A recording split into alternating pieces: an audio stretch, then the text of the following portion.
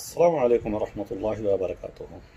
আমরা প্রবাসী, যারাই প্রবাসে আছে তারা বাংলাদেশের এয়ারপোর্টে খাওয়ার জন্য অপেক্ষা করে না, করবেও না। আপনি অল্প দামে আমাদেরকে খানা দিবেন, সেই জন্য আপনাকে অনেক ধন্যবাদ, কিন্তু ওই খানাটা খাওয়ার ধৈর্য আমাদের নেই, সময় আমাদের নেই।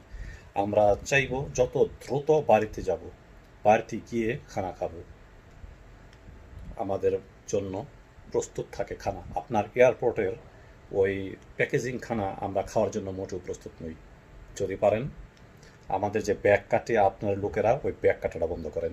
যদি পারেন এই ব্যাগটা আসতে যে 30 মিনিট সময় লাগে, যত সম্ভব সময়টা সংক্ষিপ্ত করেন।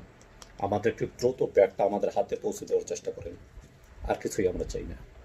এত সম্মান আমাদের দরকার নাই, ওই ফুলও আমাদের দরকার নাই, আপনার এত উন্নত মানের অল্প দামে খাবারও আমাদের